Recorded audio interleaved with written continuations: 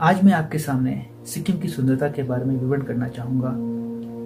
वैसे मुझे कुछ ही दिन हुए हैं सिक्किम में आए हुए, मगर इसकी सुंदरता ने मेरा मन मोह लिया और जो मेरे अंदर के ख्याल थे उनको एक कविता का रूप दे दिया, जिसको मैंने अतुल्य सिक्किम के अंदर इसको लिखा है और आपके साथ मैं इसको बांटना चाहूँगा। तो कविता इस प्रकार से है। सुना था कई बार भव्य विवरण सिक्किम की सुंदरता का, रोक ना पाया पहुंच गया पद्मा संभवा ने वास जहां कभी किया था। यहाँ पे पद्मा संभवा वो धार्मिक गुरु थे जिन्होंने तिब्बत में जाके सबसे पहले बौद्ध धर्म की स्थापना की थी और उन्हीं की वजह से तिब्बत, भूटान, सिक्किम ऐसी जगहों में बौद्ध धर्म का प्रचार हुआ और उनको यहाँ पे काफ़ी माना जाता है और उनको गुरु रिम्पोचे के नाम से भी जाना जाता है। तो इसलिए उनका यहाँ पे उल्लेख किया सबसे पहले और मैंने अपनी कविता का आरंभ भी उन्हीं के नाम से स्टार्ट किया ताकि उनका आशीर्वाद भी हमारे सर के ऊपर है। तो सुना था कई बार भव्य विवरण सिक्किम की सुंदरता का, रोक ना पाया पहुंच गया पद्मा संभवा ने वास जहां कभी किया था। प्रदेश है ये हिमालय के आंचल में प्यारा सा बसा, फूटती है सूरज की किरणें भी लेके आशीर्वाद कंचनजुंगा का। जब आप सिक्किम आते हैं तो सबसे पहले जो आपको अचंभित और सबसे भव्य दृश्य आपको कंचनजुंगा का नजर आता है और जो भी यहाँ पे पर्यटक आते हैं वो उनको अपनी तरफ आकर्षित कर देता है। जो यहाँ का दृश्य है बहुत ही लुभावना बना देता है। तो इसलिए कंचनजुंगा का मैंने सेकंड पंक्ति में इसको डाला है क्योंकि ये यहाँ की इम्पोर्टेंट प्रमुख शिखर है क्योंकि जगह जगह से दिखाई पड़ती है और मन को मोह लेती है। तो प्रदेश है ये हिमालय के आंचल में प्यारा सा बसा, फूटती है सूरज की किरणें भी लेके आशीर्वाद कंचनजुंगा का। कल कल करता नदियों का जल है यहाँ बहता, दिल थमा देता है पहाड़ियों का टेढ़ा मेरा रास्ता। अब यहाँ पे पहाड़ी वाला इलाका है तो स्वाभाविक है कि जब आप ऊंचाइयों में जाते हैं तो टेढ़ा मेरा रास्ता होता है और नीचे खाइयाँ होती हैं तो आपके दिल थम जाता है। तो इसलिए यहाँ पे इसका उल्लेख किया गया है। बहता है जल यहाँ के धरातल से रंजित और तीस्ता का, जुल्क जैसा सर्पिला रास्ता मन को है मोह लेता। अब यहाँ पे सबसे जो प्रमुख नदियां हैं वो रंजित और तीस्ता की हैं और जुल्क एक ऐसा इलाका है पहाड़ी में, जब आप वहाँ से नीचे उतरते हैं या उसके ऊपर की तरफ चलते हैं तो बड़ा सर्पिला रास्ता है और जब आप उसकी तस्वीर निकालते हैं और वहाँ से देखते हैं तो मन आपको थमा भी देता है और आपको मन मोह भी लेता है।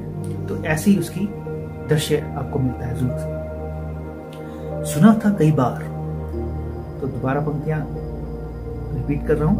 सुना था कई बार भव्य विवरण सिक्किम की सुंदरता का, रोक ना पाया पहुंच गया पद्मा संभवा ने वास जहां कभी किया था।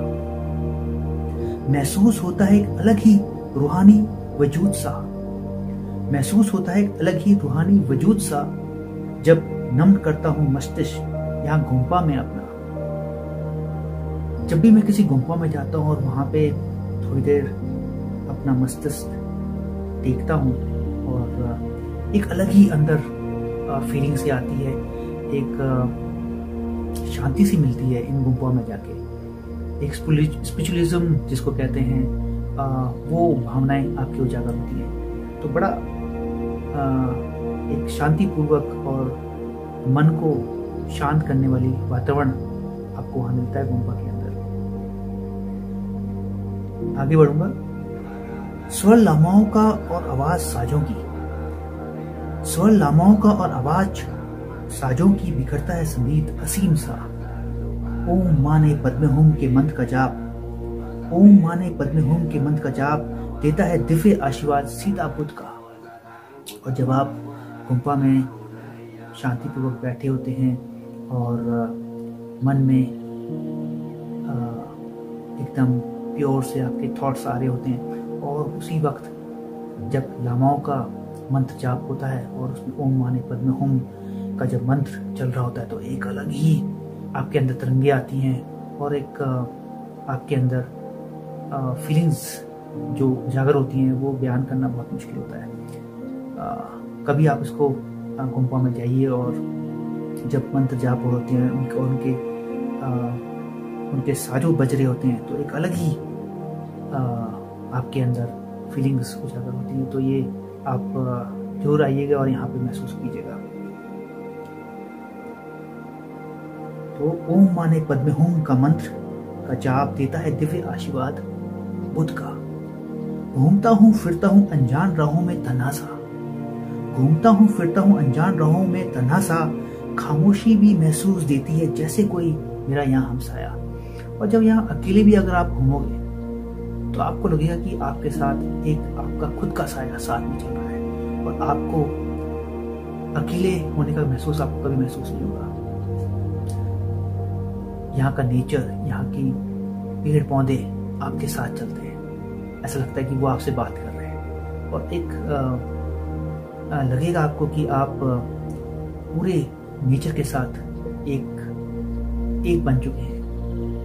तो ये आप महसूस करना जब भी आप यहाँ के नेचर ट्रेल्स या ट्रैक्स में जाते हैं तो आपको ऐसा महसूस होगा। यह मैं आपसे वादा करता हूँ। आमादा तो मैं इसके हर एक कोने को घूमने का, आमादा तो हूँ मैं इसके हर एक कोने को घूमने का, मगर उम्र कम है मुकाम बड़ा इसको हासिल करने का। यहाँ पे इतनी जगह है, इतनी खूबसूरत जगह है कि आप चाहे मेरे हिसाब से तो एक मनुष्य जीवन निकल जाए मगर उनको पूरा का पूरा देखना मेरे ख्याल से बहुत ही मुश्किल है। हर एक जगह बहुत प्यारी है। तो अगर आप अभी तक नहीं आए हैं तो सिक्किम जरूर आएगा और इसको महसूस कीजिएगा। हर एक कोना बहुत ही खूबसूरत, बहुत ही मनमोहक। तो आमादा तो हूँ मैं इसके हर एक कोने को घूमने का, मगर उम्र कम है मुकाम बड़ा इसको हासिल करने का। सुना था कई बार भव्य विवरण सिक्किम की सुंदरता का, रोक ना पाया पहुंच गया पद्मा संभवा ने वास जहां कभी किया था। तो ये एक मेरी छोटी सी कविता थी सिक्किम की सुंदरता के ऊपर। आपको कैसी लगी? आपके मन में जो भी विचार आए हैं कमेंट बॉक्स पर जरूर लिखिएगा और मेरे को उनको पढ़ के अच्छा लगेगा कि आपके क्या विचार हैं और आपके क्या ख्याल है सिक्किम की सुंदरता के बारे में। तो तब तक के लिए सलाम, दुआ और आगे मिलेंगे।